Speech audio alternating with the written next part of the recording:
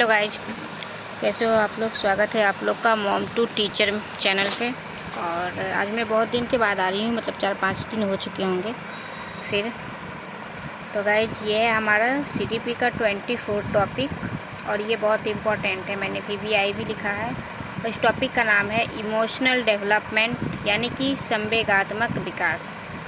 I hope मेरे अगर emotional बोलने में दिक्कत हो रही होगी तो प्लीज़ आप लोग ना स्पेलिंग देख लेना, कहीं स्पेलिंग में तो कोई मिस्टेक नहीं, क्योंकि कुछ लोगों का कमेंट था कि मैं इंग्लिश ठीक से बोल नहीं पाती हूँ। तो मैं ये एक्सेप्ट करती हूँ, मुझे बोलने में थोड़ा सा प्रॉब्लम आ जाता है।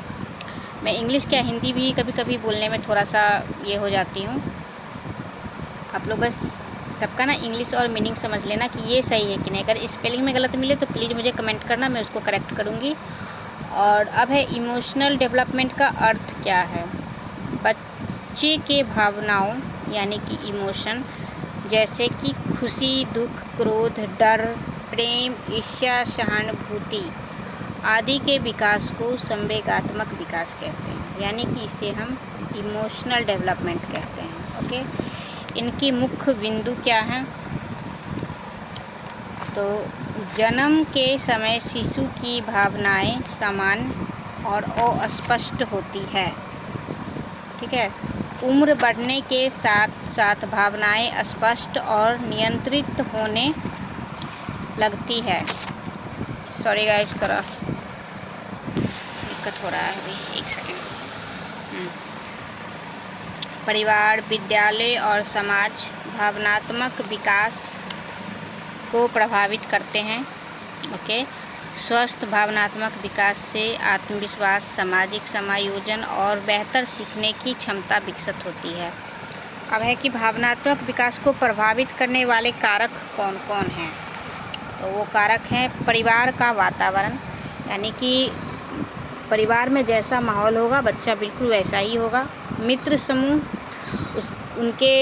उसका जो बच्चे का जो जैसा भी मित्र होगा, जैसा भी उनका फ्रेंड का ग्रुप होगा, बिल्कुल उस तरह होंगे। विद्यालय का वातावरण, बिल्कुल स्वास्थ्य और शारीरिक विकास, सामाजिक एवं सांस्कृतिक वातावरण, ये सब हमारे भावनात्मक विकास के कारक हैं। अब सीटेड के लिए सबसे महत्वपूर्ण तथ्य क्या है, इसे ज़रूर याद रखिएगा। प्रेम, सुरक्षा और स्वीकृति बच्चों के भावनात्मक विकास के लिए आवश्यक है, ठीक है।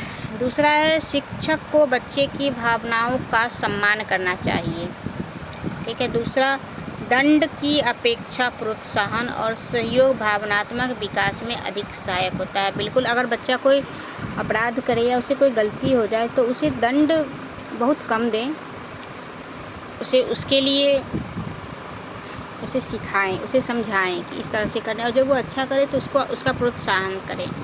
भावनात्मक रूप से सुरक्षित वातावरण सीखने को बढ़ावा देता है। और एक पंक्ति यानी कि 1 लाइन रिवीजन के लिए क्या है, भावनाओं के क्रमिक विकास और उनके उचित नियंत्रण की प्रक्रिया को संवेगात्मक इमोशनल विकास कहते हैं। तो गाइज हमारा ये टॉपिक हो चुका है। और गाइज मैं ना ये जैसे कि ये 1 लाइन रिवीजन जो हुआ ना, मैं इसका एक अलग से बना रही हूँ।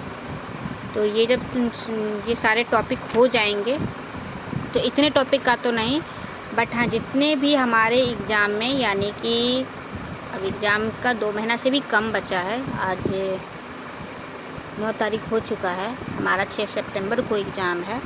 तो बहुत कम टाइम में जितने भी बस इम्पोर्टेंट, जितने सारे इम्पोर्टेंट हों टॉपिक, मैं उन सब का बस 1 लाइन, कम से कम तो 50 होंगे 1 लाइन का सारा रिवीजन मैं बना रही हूँ। मैं वो भी डालूँगी ताकि एग्ज़ाम में आप लोगों की भी हेल्प हो और साथ में मेरी भी हेल्प हो। मैं ये यूट्यूब पे ये सब इसलिए नहीं डाल रही हूँ कि मैं एक अच्छी टीचर हूँ, मैं अभी बनी नहीं हूँ, हाँ, बट फ्यूचर में ज़रूर बनूँगी। तो ये सब मैं उसके लिए ही कर रही हूँ, आप लोगों के साथ साथ इससे मेरा भी भला हो रहा है। तो गाइज बस इसके लिए। और 24 हो चुका है तो क्यों ना अब हम 25 भी कर लें, ये भी थोड़ा ही है तो इसको भी कर ही लेते हैं। तो ये है हमारा 25 मोरल डेवलपमेंट थ्योरी। सीटेड में नैतिक विकास के लिए सबसे महत्वपूर्ण सिद्धांत है लॉरेंस कोहलबर्ग का भूमिका सबसे इम्पोर्टेंट है। कोहल वर्ग के अनुसार नैतिक विकास के 3 स्तर और 6 चरण है। ये मैंने ये टॉपिक मैं करवा चुकी हूँ आप लोगों को। मॉरल डेवलपमेंट यानी कि लॉरेंस कोहलबर्ग की जो थ्योरी है वो मॉरल डेवलपमेंट थ्योरी है, और इसमें बस उनके ही बारे में पढ़ना है। मैं इसका पिक डाल दूँगी शॉर्ट वीडियो में, ठीक है। तो इसको आप लोग शॉर्ट वीडियो में देख लेना, और ठीक है। तो मिलती हूँ गाइज नेक्स्ट टॉपिक के साथ, तब तक के लिए बाय बाय। नेक्स्ट टॉपिक हमारा होगा 26।